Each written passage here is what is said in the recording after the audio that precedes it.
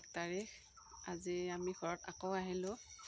ইয়াতে মানে একথোক কল পাৰি থৈছিলোঁ, জহাদি কল, আৰু এই কলথোক মানে অহাকালি নাম পাতিম বুলি ভাবি চাব আহিছোঁ। কিন্তু কলথোকৰ কি যে অৱস্থা হৈছে মানে দেখি বেয়া লাগিছে। কলথোক এতিয়ালৈকে পকাই নাই। এই বহুত যে গৰম পৰিছিল তেতিয়াতে পাৰি থৈছিলোঁ। কলথোক বহুত পুৰতহে হৈছিল, তথাপিতো পকা নাই। বেয়া লাগিছে, মনটো বহুত বেয়া লাগিছে। এতিয়া কালি ইফালে দেওবাৰ, বাকী দিনত চলি পলিবিলাকে থাকিব নোৱাৰে, বাইদেউ থাকিব নোৱাৰে, ঘৰৰ পৰিয়াল থাকিব নোৱাৰে। সেইকাৰণে মানে মনটো অলপ বেয়াই লাগিছে। ইফালে আজি আমাৰ ইয়াতে ৰাইজৰ গোঁসাই ঘৰত সভা আছে। আজি মানে গোঁসাই কাজ আছে, গতিকে সেই বুলিও আহিলোঁ। এওঁ পিঠাগুড়ি কেইটামান লৈ আহিছে, সেইকেইটা খুন্দিব গৈছে। মই ইয়াতে কলখিনি আহি উঠিয়েই গোটেইখিনি কল আহি বিচনাত উঠাই লৈ, বিচনা মানে বেলেগ অলপ ব্যৱহাৰ নকৰা বিচনা, তাতে মানে বস্তা পাৰি লৈ কলৰ গুড়বিলাক আগবিলাক মানে যিটো কলটো ওলায় সেইখিনি আগটো কাটি থৈ দিছোঁ। ঘৰত দেখোন টেবুলত থৈ দিলেই কলটো তৎক্ষণাত পকি যায়। ইয়াতে যে কলবিলাক ইমান নপকে, এনেকুৱা এটা ঘটনা হৈছে মই মানে ভাবিও পোৱা নাই। তাৰপিছত কলৰ আগটো কাটি দিছোঁ, দি উঠি ৰ'দত দিছোঁ। কিজানিবা কালিৰ কাৰণে পকে, মানে বিশ্বাস কেতিয়াবা কি হৈ যায় নাজানো। ভগৱানৰ ওপৰত পূৰা বিশ্বাস আছে পকিব হ'ব বুলি, কিন্তু কালিৰ বাহিৰে বেলেগ এটা দিনতো পাতিব পাৰোঁ, কিন্তু বা বেলেগ দিনত কলখিনি পকে নে নপকে, সেইকাৰণে মানে অলপ চিন্তা হৈ আছে। গতিকে আকৌ কালি দেওবাৰ, জানো আহিব পাৰিব, বাইদেউ আহিব পাৰিব, ঘৰৰ পৰিয়ালখিনি মানে থাকিব আৰু তেতিয়াহে ভাল লাগিব দেচোন। এনেই আৰু কি আৰু, পিছে কালি কল হয়নে নহয় নাজানো। সেইটোৱে ভাবিছোঁ। আজি ভ্লগটো আৰম্ভ কৰিছোঁ। আজি জুনৰ 1 তাৰিখ কি কৰিব পাৰোঁ, কি দেখুৱাব পাৰোঁ, সেইখিনি আপোনালোকৰ লগত শ্বেয়াৰ কৰিম। অলপ গোঁসাই ঘৰত যাম, তাৰে অকণমান ভিডিঅ' শ্বেয়াৰ কৰিম। চাই থাকিব মোৰ ভ্লগটো আৰু কেনে পাই জনাব। চাওকচোন ইফালে মোৰ কলখিনি কি ব্যৱস্থা কৰিছোঁ, ক'ত থৈছোঁ চাব।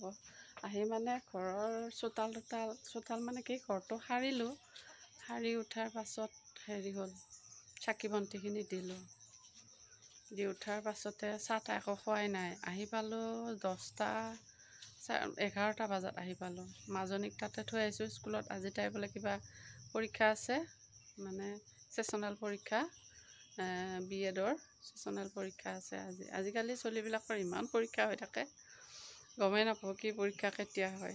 মাজুটোৰো কিবা এটা আছে বোলে, সৰুটোক থৈ আহিছোঁ। তাৰপিছত মানে এনেকুৱাকৈ 11টা বজাতে আহি পালোঁ। 10:30 আহিলোঁ। বহুত জোৰে গাড়ী চলাই আহিছে, সময়ৰ লাগি ৰখি থাকিলোঁ সেইকাৰণে। তাৰপিছত আহি ইয়াতে 11:15 মানে পাইছে। সেই চাহ তাহ একো খোৱাই নাই, মনটো বেয়া লাগি আছে যে, কাৰণে আপোনালোকক দেখাওঁ। চাওকচোন কলখিনি কি হৈছে। আৰু এচা কোনোবাই কোৱা শুনিছিলোঁ কলৰ বোলে গুড়িখিনি কাটি থ'লে সোনকালে পকে, আৰু মই তেনেকুৱাই গোটেই কলবিলাক এটা এটা কৰি গুড়িখিনি কাটি দি দিছোঁ আৰু ৰ'দত দিছোঁ। প্ৰায় 1.5-2 ঘণ্টামান ৰ'দত দিছোঁ। তাৰপিছত মানে 2 দিন পিছত কল পকাৰ আৰম্ভ কৰিছে। আৰু এয়া চাওকচোন, কলখিনি ৰ'দত দি উঠাৰ লগতে ছাগলীবিলাকো আছে, ছাগলীও ৰখিব লগা হৈছে। বাহিৰতে কলকেইটা উলিয়াই দি ৰখি আছোঁ। আৰু এডাল শাকটি যে, এডাল ছাগলী ৰখা শাকটি, মই ইয়াতে বাহিৰত বহি আছোঁ। মন্দিৰত যাব লগা আছিল, কিন্তু মন্দিৰত এতিয়া যাব পৰা নাই। চাওঁ, অলপ অস্তাকে যাম। তাৰপিছত চশমাযোৰ নহ'লেও দেখা নাপাওঁ, থাকিলেও দিগদাৰ লাগে। আৰু এয়া চাওক, আমাৰ মন্দিৰটো অজন্তাৰ বিষ্ণু মন্দিৰ, গোঁসাই ঘৰটো। আৰু ইয়াতে আমাৰ শনিবাৰৰ দিনাখনে গোঁসাই সাজ আছিলে, ওজা আছিলে। দিনৰ ভাগত নাম চাম ধৰা গ'ল আমাৰ মহিলাখিনিয়ে। আৰু এয়া ওজা চোৱা মানুহৰ কাৰণে এইবিলাক ৰেডি কৰিছে কমিটিৰ মানুহবিলাকে। আৰু এয়া মই ইয়াতে কিবা 2 একাষাৰ কথা পাতি আছোঁ।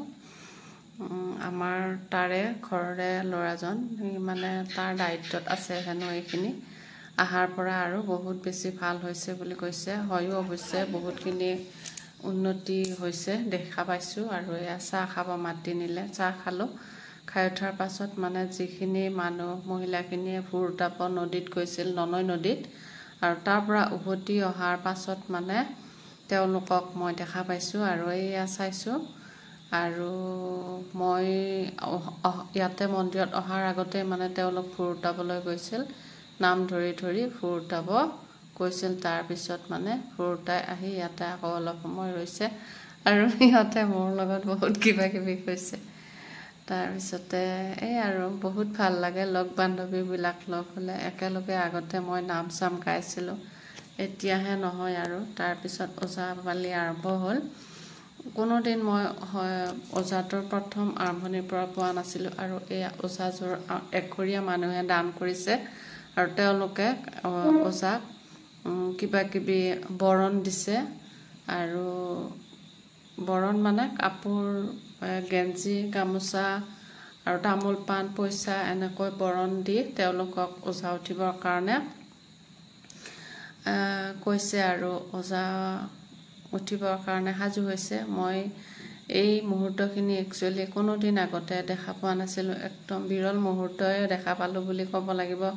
আমি মহিলাখিনি একচুৱেলি সোনকালে আহি নাপাওঁ যে, সেইকাৰণে আমি এনেকুৱা মুহূৰ্ত দেখাই নাপাওঁ। এইবাৰ কিন্তু মই মন্দিৰত যেতিয়া গৈছোঁ তেতিয়াৰ পৰা মন্দিৰতে বহি আছোঁ, আৰু আৰম্ভণিৰ পৰা শেষলৈকে মই গোটেইখিনি এইবাৰ দেখা পালোঁ। বহুত ভাল লাগিছে। আমাৰ দৰঙী কলা কৃষ্টি সংস্কৃতিখিনি যে ইমান সুন্দৰভাৱে উপস্থাপন হৈ আছে, আৰু মানে বিশ্বৰ দৰবাৰত নি উপস্থাপন কৰিবলৈ সক্ষমো হৈছে।